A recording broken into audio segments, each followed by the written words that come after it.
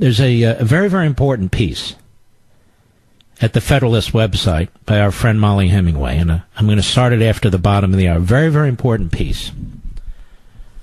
And it's entitled Incoming Democrat Chairman. This is this clown, Gerald Nadler. Democrats will go all in on Russia, impeach Kavanaugh for perjury, and so forth. And it starts this way. Judiciary Committee Ranking Member Representative Gerald Nadler revealed plans for House Democrats to investigate and impeach Justice Brett Kavanaugh for alleged perjury and investigate and impeach President Donald Trump for alleged treasonous collusion with Russia. Now, these are communist tactics. These are Stalinist tactics, and Nadler would know because he's a hardcore Marxist as far as I'm concerned. We will further expose what they're up to in a few minutes. I'll be right back. Now, let me go back to this Molly Hemingway piece, which I think is very, very important. Judiciary Committee Ranking Member Representative Gerald Nadler revealed plans for House Democrats to investigate and impeach Justice Brett Kavanaugh for the alleged perjury and investigate and impeach Donald Trump for alleged treasonous collusion with Russia. In post-election chats with various callers while riding the Acela train from New York to Washington, see, somebody overheard him, Nadler gave advice to a newly elected representative and discussed potential 2020 Democratic presidential nominees with another. He also lamented identity politics and the thriving economy and worried about Democrats losing working-class voters while gaining elite former Republicans and suburban women. You go get them, suburban women. So many of you voted for the left. Perfect. But don't worry. Abortion on demand. Nadler was headed to D.C. for a 2-day planning session with his staff and Judiciary Committee staff. And we've got to figure out what we're doing, he explained in a phone call with a friend. Nadler requested that the friend's name be concealed on the grounds he is a private citizen. The two discussed two routes for investigating new Supreme Court Justice Kavanaugh. The first is to go after the FBI for how they handled the investigation into unsubstantiated claims he sexually assaulted women. They didn't even do a half-assed job, he said. They didn't interview 30 witnesses who said, interview me. I've got a lot to say, he said, while mimicking people waving their hands to be called on. Now, let me stop here. Do you see the way the media treat the president at these press conferences? I will talk about this more, but I want to strongly suggest that staff in this White House, people in this administration and others, if you're called up to testify, and you go up and testify, you abuse those members of Congress, you talk over those members of Congress, you can disrupt those hearings without, anything physical, by interrupting them, by making allegations about, you come up there prepared. Jerry Nadler has a very bad record. You come up with his record, as do most of the, does the mod squad there in the, on these committees. You be prepared to go to war, politically, of course, and do to them what they do to our president. You don't have to sit there and take their crap. That's why they never call me in front of these committees. First of all, there's no reason to. But if they did, I would take charge. I don't care how many times they bang that GD gavel. Take charge of it.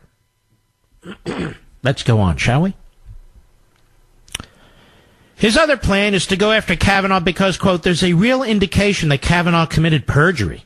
He claimed that The Atlantic published an article about the allegations of a third woman. Then he claimed that when Kavanaugh was asked at a committee hearing under oath when he first heard of the subject, he said, when I read about it in the Atlantic article. But there's an email chain apparently dating from well before that from him about how can we deal with this, Nadler told the caller. Mr. Producer, would you invite Gerald Nadler onto the program, please? Anytime, any day. Let's see if we can get the little coward on the program. Hey, Jerry. Jerry, I want to talk to you, big guy. Nadler was apparently discussing a slightly different claim, since debunked, which is that Kavanaugh perjured himself when he denied hearing the New Yorker's disputed allegation involving Deborah Ramirez until the story came out, considering that the New Yorker included a denial from Kavanaugh in its own controversial story and was asking him about it right before publication, and he acknowledged all that in his Senate testimony. It's unclear how fruitful such a perjury claim would be. It doesn't matter, Molly. This is a Stalinist show trial. Remember, liberal values, not liberal bias. When the caller objected to the plan, Nadler pushed back. That's not technical, that's real. He conceded that maybe it was not a great plan, since even if Kavanaugh could be removed, it might not result in the political results desired. So, no more talk about an independent Supreme Court. No more talk about respect for the Supreme Court. You see, this is what the Marxist-Stalinist left is all about. The worst-case scenario, or best case, depending on your point of view, said Nadler, you prove he committed perjury about a terrible subject, and the Judicial Conference recommends you impeach him, so the president appoints someone just as bad. When the caller suggested going after Kavanaugh quietly, Nadler explained, you can't do it quietly because word will get out that the FBI or the committee is reaching out to witnesses. Then the caller said, can you imagine this guy head of the House Judiciary Committee? Because that's what he's going to be. And Jake Tapper's thrilled. And now we're going to have checks and balances, you know. Oh, yes. Fake Tapper. Now we're going to have checks and balances. No, now we're going to have show trials. And the media love it. The caller then suggested that impeachment might still be worthwhile because the president-elect in 2020 could nominate someone else. Nadler said the problem was that any investigation wouldn't take long enough to last until the presidential election. Quote, there are a finite amount of witnesses. I don't see why it should take long at all, he said. We're not talking about a 30-year scheme of getting money from Russians via hidden sources. That takes time. So in other words, what he's saying is, let's impeach fast. Now that was an apparent reference to Democrat beliefs in a dramatic and unsubstantiated theory that Trump conspired with Russia to steal the 2016 presidential election. He promised it would also be an avenue that Democrats would pursue vigorously at the launch of the new Congress. Nadler said Russia investigations would be under a broad umbrella of holding Trump accountable, since it's a more palatable argument than impeachment. It's an argument that fake Tapper made last night, that they would be going all in, and much of what they get to would be depending on what special counsel Robert Mueller finds. That's why the acting attorney general, the new one, must recuse himself, because we need Mueller to give us anything, throw us a bone, anything, so we can use it as the subject of impeachment. See, this is the scheme. This is the scam. This is the effort. This is the coup. Still, he said the Judiciary Committee would only be in a supportive role to Representative Adam Schiff and the Intelligence Committee, which has a way ahead start on that. Still, he said Judiciary will have a role in the Russia investigations. Nadler and his callers discussed 2020 presidential prospects, noting that Joe Biden would be hurt by the efforts to go after Kavanaugh, since it would bring his role in the Clarence Thomas hearings back to prominence. The only relevance of Clarence Thomas hearings, he said, is it will come back to hit Joe Biden over the head if he runs for president, Nadler said. Uproarious laughter from the caller could be heard on the other end of the phone. Other candidates were dismissed for being too conservative or too conservative on economic issues for the party or not charismatic. In another call, Nadler was very busy. In another call, Nadler said Republicans did better than expected on election night because of the booming economy. He suggested messaging that the economy is only helping wealthy people and not other classes. Do you see how evil and diabolical this guy is? And he's not alone. And the media love him. Right, fake Tapper? And worried that changes to the economic boom would be blamed on Democrats. He also complained that the new voters being recruited to join Democrats were Rockefeller Republicans, who are liberal on social issues, and that the new group makes Democrats more vulnerable to the charge they're no longer the party of the working person. Now let me stop you there, because this is a very interesting point, and I thought about it last night.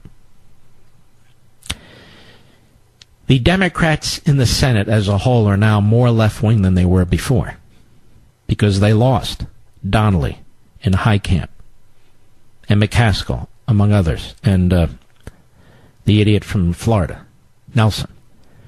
Now, don't get me wrong. They're all liberals at heart, and they all vote liberal, but they're not as crazy-ass out-of-the-closet liberal as Schumers and the Schumers and the Durbins and so forth.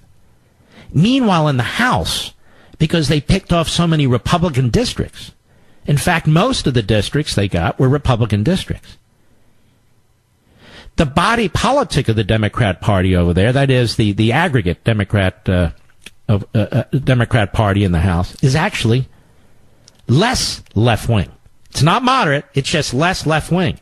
The problem is, all the leadership is crazy nuts. It's crazy nutty. So you have those two dynamics going on. The Republicans were smart. They'd figure out how to expose it, because I believe if the Republicans do figure that out, then this so-called House majority of the Democrats will not last very long. Nadler told one newly elected Democrat to start thinking about committee assignments. Following the train ride, Nadler weighed in on Twitter about the news that Attorney General Jeff Sessions had resigned, using the language of accountability. Americans must have answers immediately as to the reasoning behind the real Donald Trump removing Jeff Sessions from the Justice Department. Why is the president making this change, and who has authority over Special Counsel Mueller's investigation? We will be holding people accountable. Now, in March 2017, of course, Nadler called for Sessions to resign. Doesn't matter. The ends justify the means. Didn't some Marxists say that, Mr. Nadler? Please come on my program. I have some questions to ask you, and inquiring minds want to know. I'll be right back. Using their control of House committees, the Democrats can demand to see President Trump's long-hidden tax returns. Don't we all have long-hidden tax returns? I mean, what are they talking about? Probe possible conflicts of interest from his business empire, and dig into any evidence of collusion between Russia and Trump's campaign team in the 2016 election. You know, there's a lot of ways to deal with this, Mr. President and the president's lawyer. Let's say they come after your tax returns. Say, no, I'm not giving them. Or we're going to subpoena them. All right, I'll see you in court. You don't get to just see my tax returns because you want to see my tax returns. I'm the President of the United States. Oh, we want to see what's in them. We want to see if there's any collusion. No, I'm so sorry. You don't get to see them. I'll see you in court. What about all the possible conflicts of interest with your business empire? We want all these records from Trump World. Really? Well, you're not getting them. That has nothing to do with my management of the government or anything else. Well, we think you violated the emoluments clause. Say all the dimwits, including a federal Clinton judge. Well, that's already being litigated, so you don't need to know. We need to oversee these, you see. We need to see if your businesses were involved in nefarious activities, or if you're benefiting yourself. Well, I'll see you in court. And we want to look into whether there's collusion between the Russians and your campaign, says Adam Schiff. We want to look into that. And we're going to see if the Republicans on any of these committees are worth anything, too. You remember how the Democrats disrupted these hearings? You remember how Elijah Cummings, as the ranking member on the House Oversight Committee, disrupted hearings? Well, the Republicans need to do the same thing. And if you're a witness, you need to be aggressive. You need to take these people on. You need to make speeches, too, so the media has no choice but to report some of it, particularly if it's on live TV. Much of it will be on C-SPAN. You need to make your point about these kangaroo courts, about these Stalinist hearings. And let's see how the media treat Schiff and Maxine Waters and Elijah Cummings and Gerald Nadler, a very ideologically diverse group of Marxists, Maoists, Leninists, and Stalinists. Very ideologically diverse. Represent very broad areas of the country like Los Angeles, San Francisco, Manhattan, and Baltimore. Oh, yes? All you suburban districts that went Republican, you voters who voted, Democrat, you voters who voted for Democrat. These committees will be run by people from very, very blue areas, one-party communities. Like I said, Manhattan, Los Angeles, San Francisco, Baltimore. And let's see how long you Democrats hold on to these seats that you took. You'll have about an 11 or 12 seat majority. Let's see how long you hold on to it. But they don't care, see, ladies and gentlemen. They're kamikazes. These are kamikaze Democrats. They don't care how much damage they do to the country. They don't care how much damage they do to the country. It's about power. Party first. Country second. Maybe third even.